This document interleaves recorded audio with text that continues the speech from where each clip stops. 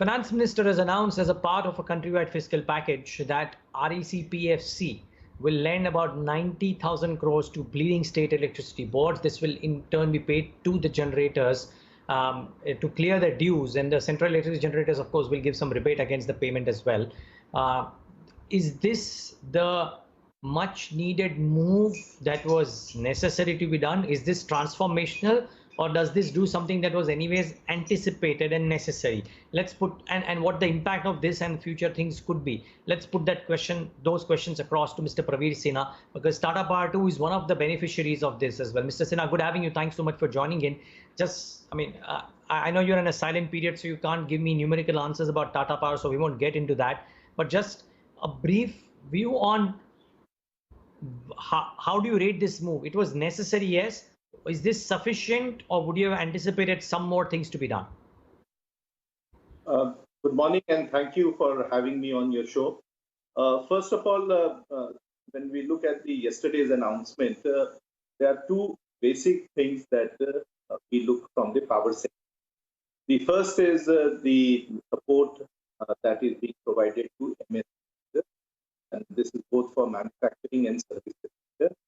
So what does that mean? It means that they will be able to get money without any collateral or without any guarantee, and that will help their liquidity. In last 2 months, many of these MSMEs not operate, and in that situation, they cannot also pay their electricity bill to the DISCOM, and that was one of the reasons that the liquidity for most of the DISCOM was very tough. And with they now being in a position to get this money, they will pay to. It also means that the demand, which had come down by 85% last 1.5 months, that will also go up, because once the Mr. Sinha, yeah. Mr. Sinha, if I can, sorry, if I can just interrupt, I'm losing your voice a bit. Maybe we should just try and reconnect this line, but viewers will stay live with this while my team just tries and fixes that in a minute and a half. I'm sure all the viewers are already aware of the moves, but I'll just lay it out for you as to what's happened. So 90,000 odd crores of infusion, which is positive. There's a waiver of fixed charges, which is not off the table. Remember the Powers Ministry tweet, and particularly for companies like NTPC, etc., which have corrected today, it's important, this piece of news. And we'll, of course, remember, we'll try and connect with Praveer Sinha once he's back online. My team will tell me that. But while we just wait for that for a minute, remember, the Power Ministry a tweet from the Power Ministry points out to a fixed charge waiver as well, because the rebate should have meant that ROE cut discussions for NTPC during the lockdown dying down. But this tweet on the 13th of May, that is yesterday evening, has indicated waiver of fixed charges for the lockdown period. That is from 24th March 2020 to 17th May, as things stand, as we understand, 17th May, which is 6.5 weeks. And the complete waiver of the fixed charges impacts NTPC's ROEs by about 9%. And therefore, that's why I think because the market might be believing that this is interference of sorts, and therefore that is being viewed as a negative. The key is, though, for a sector which was starved of cash flows and dues, which were not coming in from the state electricity boards, probably this was the biggest shot in the arm. And I think the difference, or the question that we'll try to ask Mr. Sinha is, the questions that we'll try to ask Mr. Sinha rather are towards whether these moves are sufficient in nature, or do they solve only a cash flow issue? But Mr. Sinha, sorry, we kind of lost you because the voice was very patchy. Can you tell us, you were talking about how the announcement yesterday had two big things. One was for the MSME and the other one for the power space. Yeah, so I was mentioning that from the announcement yesterday, there are two things which directly impact the power sector. The first is the loan that will be given to the MSMEs without any guarantee or without any collateral. That will help the MSMEs to pay the electricity bill, which they have not been able to pay for last 2 months. And to that extent, the liquidity of the DISCOMs will improve, and their ability to pay GENCOs and other service providers will improve. The second is that MSMEs can quickly come back and start producing before what they were doing before COVID. And that also will increase the demand, because in last 1.5 months, the demand has gone down by nearly 25%. And there is a necessity that the demand goes up, and I think that will also happen. Now, coming to the 90,000 crores that will be given directly to the DISCOMs, this is a small step which has been taken by Government of India, apart from the very many other initiatives that they have taken as a part of the distribution reform. This will help to pay immediately the GENCOs and the TRANSCOs who have not been paid for last few months and have further got aggravated in last 1.5 months as the DISCOM collection had gone down. The generating companies have to pay in advance for the coal, have to pay in advance to the railways for freight movement, and it's very important that they have enough liquidity with them so that they continue to pay for these services and operate their plant. And this will go a large way and it will go to support the generating companies and also the transmission companies. This will also support the distribution companies because the loan is supposed to come at a much lower rate of interest than what they normally arrange for. This, of course, has to be backed by the state government guarantee. There are certain other conditionalities which have been imposed in terms of the distribution reforms that needs to be done to bring down the AT&C losses, to improve the metering and billing solutions, use digital technology for the bill collection, smart metering and prepaid metering. So I think in the overall scheme of things, Government of India is supporting the DISCOMs to move towards using some of the technology interventions, some of the technology solutions, and thereby, in the long run, improve their efficiency and make them commercially viable.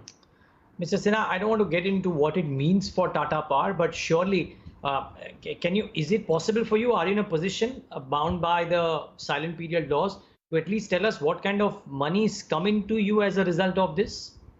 Can you say that? I won't be able to comment anything on that, but I would like to only tell you that this is a support to all the generating companies.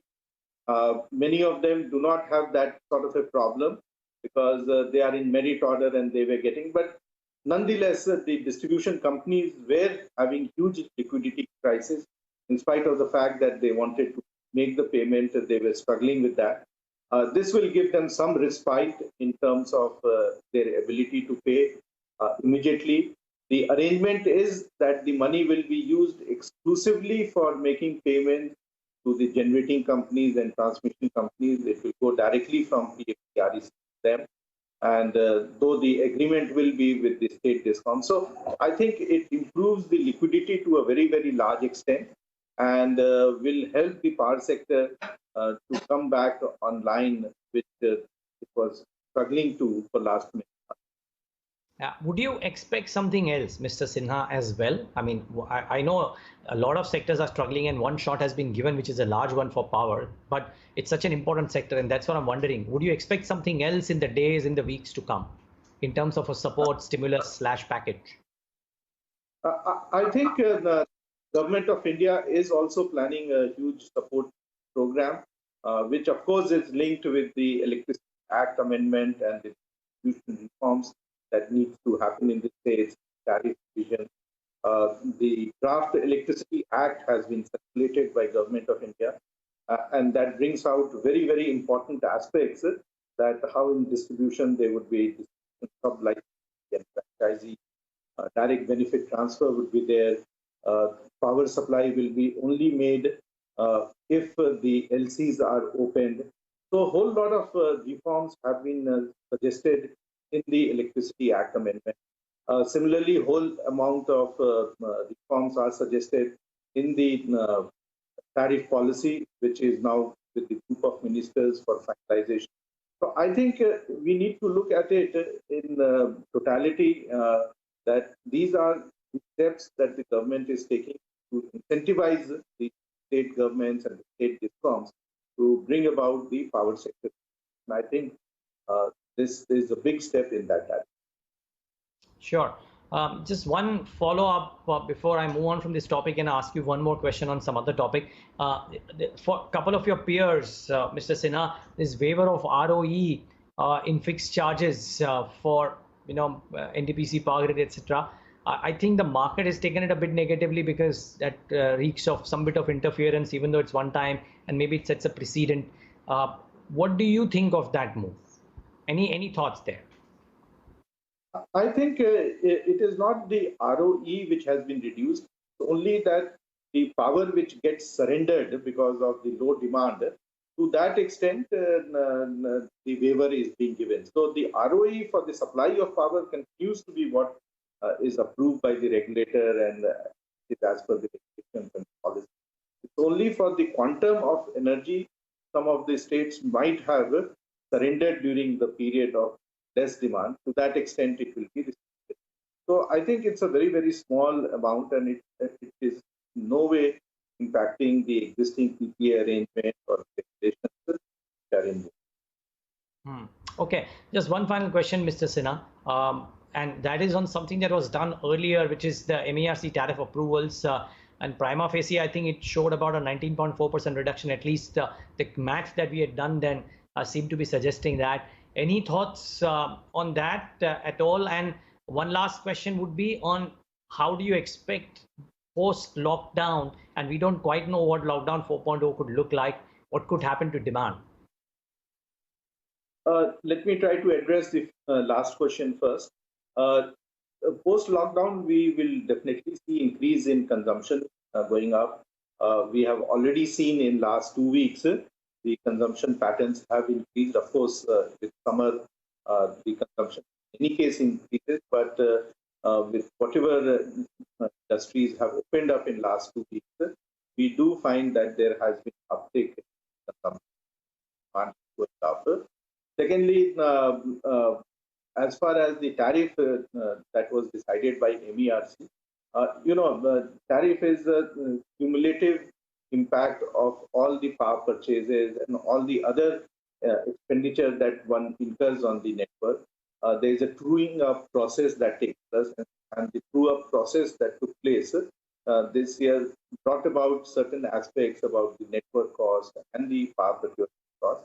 So the regulator, as and when those aspects are brought to their notice, they true up and they give a forward-looking tariff which is based on the revenue requirement of the discom. So I think these are very, very balanced orders. There's huge amount of application of mind and consultation process with consumers, and it is always done in such a way that it balances out the actual cost that is incurred for procuring power and supplying to the consumer, and to that extent, and also ensuring that the regulated rate of return is noticed. So that is the way the whole power tariff is fixed, and it is actually a balancing that has been done, and it's good for the consumers and the industry. Okay, we'll leave it at that. Mr. Sinha, thank you so much for taking the time out, and have a good quarterly performance. We'll probably try and talk to you once your quarterly numbers are out as well, sir. Thanks so much for speaking to us today. Thank you very much. And viewers, thanks for tuning into this broadcast.